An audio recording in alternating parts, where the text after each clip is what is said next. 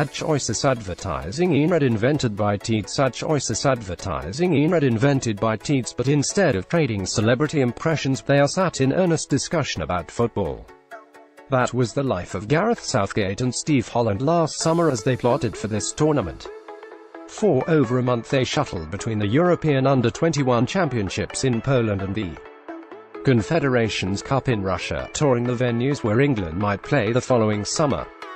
Harry Kane, not Michael Caine, was always a returning topic of conversation, and Holland remembers one meal in particular where the back three formation, which has borne such fruit for England in recent months, first took shape. "We had dinner in Sochi, and that was more or less where the thought of playing with a back three was named," he said, in the summer after the first year we just played France and Scotland. And that some of the under-21s were in Poland in the finals, and the Confederations Cup was here, and we spent about 4 weeks on the road, the two of us. We were over here looking at potential facilities. We hadn't, of course, qualified by then, so without taking any liberties we were looking at what might be a good idea, what might be a good place, experiencing the different climates. At the right time of year, we went back to watch the under-21s when the England games were on, and went back to the Confederations Cup when those games were on. We spent a lot of time on a plane, but it really gave us the opportunity to speak about what we'd learnt in the year. We came to some conclusions. We watched the matches in the Confederations Cup, Germany, Portugal, Mexico, Chile, some good teams. We were trying to envisage how we would play, how our team would look in those kinds of fixtures against that kind of opposition, and we made some decisions. One of those was a back three. That decision was with and without the ball. We felt we would be better with and without the ball with a back three. The pair were born just 4 months apart and share the same brightness and enthusiasm for the sport. Both strike you as good listeners, which is useful as both are also quiet-spoken. And between each other and between courses, the two old acquaintances would bounce ideas off each other.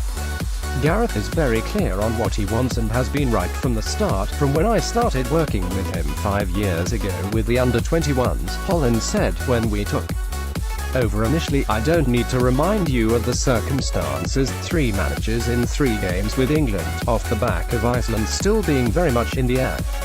We have 2 or 3 days to work and we're in qualifiers." Gareth's an intelligent guy, and he recognized early that it wasn't a time for revolution.